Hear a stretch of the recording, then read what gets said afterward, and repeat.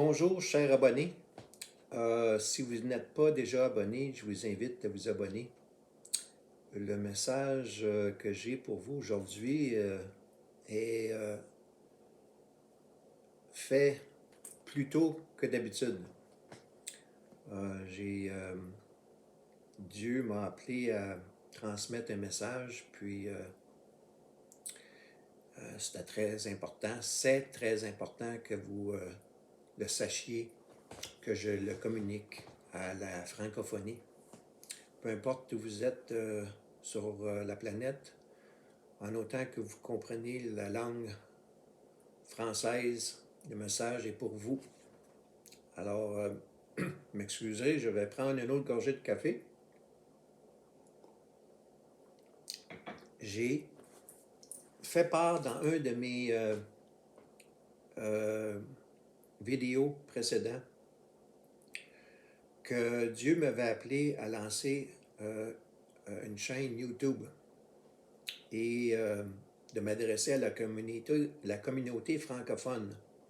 Étant donné que je suis originaire du Québec, je m'adresse surtout aux Québécois et aux Québécoises parce que j'utilise les expressions typiquement québécoises et je parle en québécois. Je suis originaire du Québec, donc pour être bien compris, souvent, par les mots que j'utilise ou les expressions que j'utilise, les gens au Québec vont comprendre. Mais je ne me limite pas au Québec seulement. Alors le message s'adresse à tout francophone, peu importe où cet individu réside sur la planète. Alors, j'ai fait part que Dieu m'avait mis comme mission, étant donné, je vais le dire, là, je suis un chrétien, jadis catholique, maintenant évangélique. On va mettre ça au clair en partant, là, pour pas qu'il y en a qui s'imaginent que je pars une nouvelle secte. Alors, Dieu me communique avec ceux qui sont fidèles à lui, souvent par des messages audibles ou par des rêves ou par des passages bibliques. Ce fut le cas pour moi ce matin, lorsque Dieu a mis sur mon cœur de vous transmettre un message très important en ce mercredi 10 novembre. Vous n'êtes pas sans savoir que demain, 11 novembre, est le jour du souvenir, l'armistice. Alors, il y a des individus, je vais les appeler des individus, qui sont athées, disons-le, utilisons les propres mots, qui sont athées et qui ne célébreront pas le jour du souvenir, mais vont plutôt lancer leur propre portail.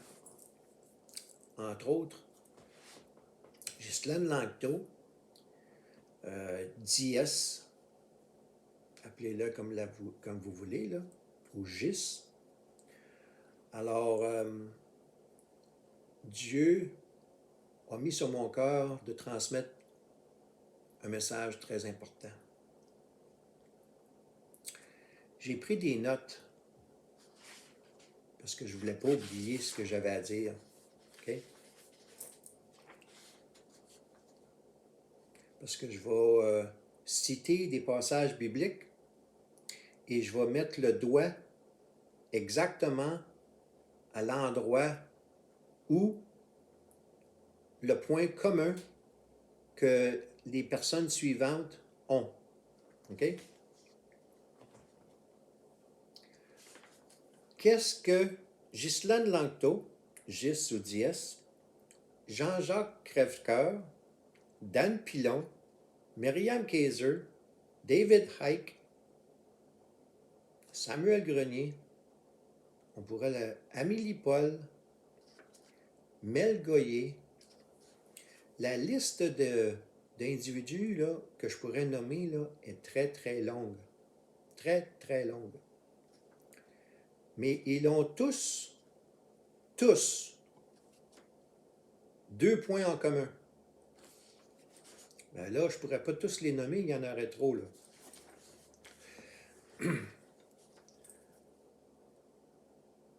Dieu a mis ça tellement clair, là, que lorsque Dieu nous parle, là, on vérifie si c'est cohérent et si c'est appuyé par la Bible.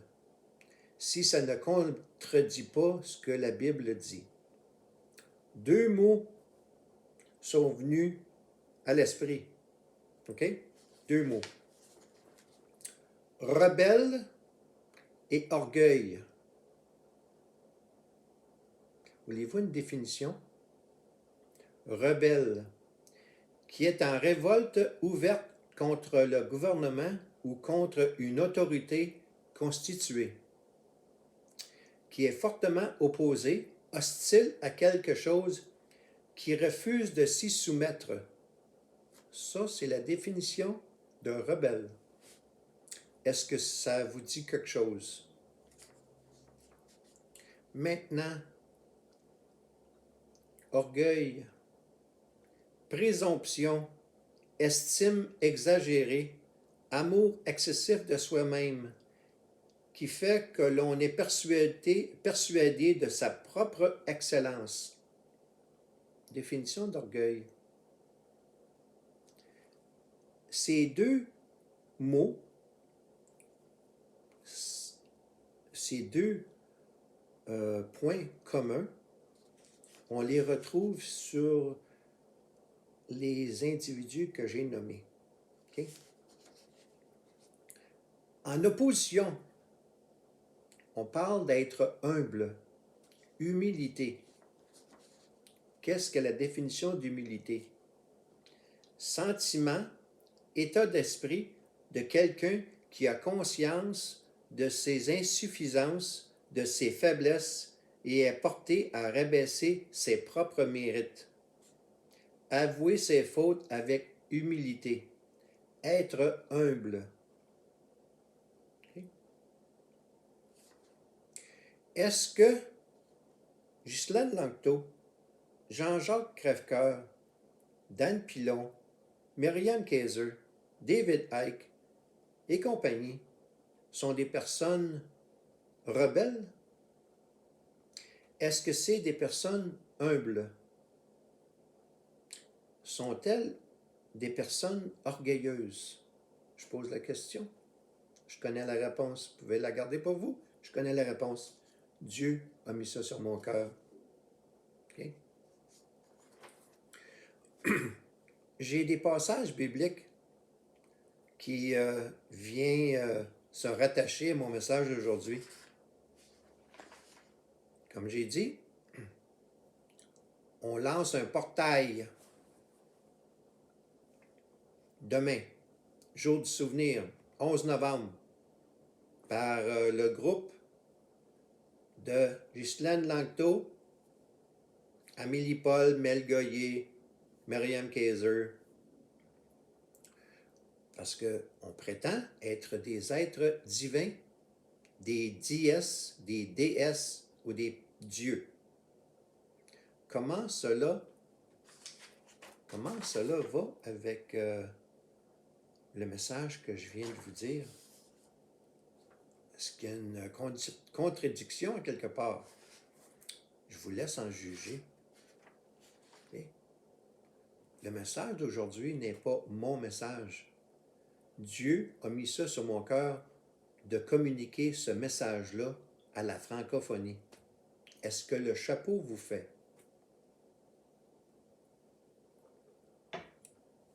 Êtes-vous, croyez-vous être ou voulez-vous être un Dieu, une dièse, une déesse, un être divin? Question qui se pose direct. Passe pas par quatre chemins. Alors, Dieu a mis sur mon cœur 2 passages bibliques. OK? Je vais les lire. OK?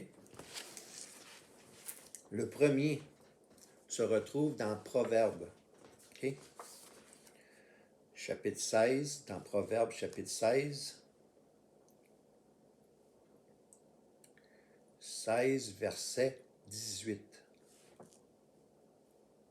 L'arrogance précède la ruine et l'orgueil précède la chute. C'est biblique ce que je viens de vous dire, là. C'est dans la Bible. C'est dans Proverbes. Proverbe 16, verset 18. Je répète, l'arrogance précède la ruine et l'orgueil précède la chute. Ça, c'est mon premier passage biblique que Dieu a mis sur mon cœur pour vous. L'autre message se situe dans la Bible, le mot que j'ai de la misère à dire, Thessaloniciens. Thessaloniciens. Okay? Thessaloniциens.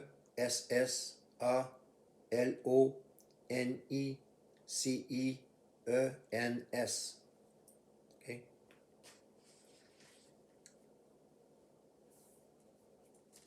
Dans le chapitre 2. 2 Thessaloniciens, chapitre 2.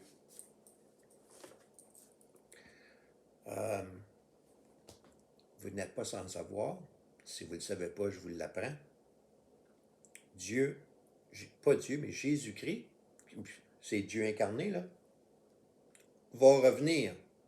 Que vous le croyez ou pas, va revenir. L'Apocalypse, la fin des temps, également, ça existe.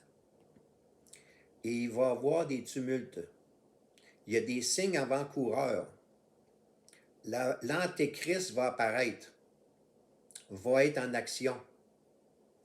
C'est ce que Dieu m'appelle à vous communiquer. Puis je ne sors pas ça de mon chapeau, là. C'est biblique ce que je vous dis. OK? Alors, je vous lis textuellement ce qu'il y a dans 2 Thessaloniciens 2.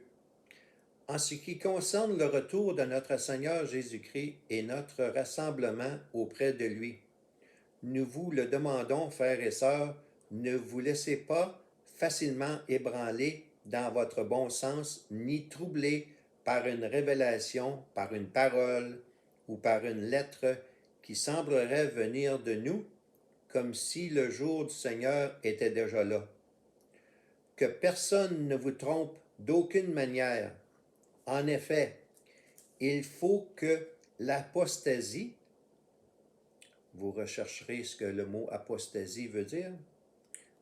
En effet, il faut que l'apostasie arrive d'abord et qu'apparaisse l'homme de péché.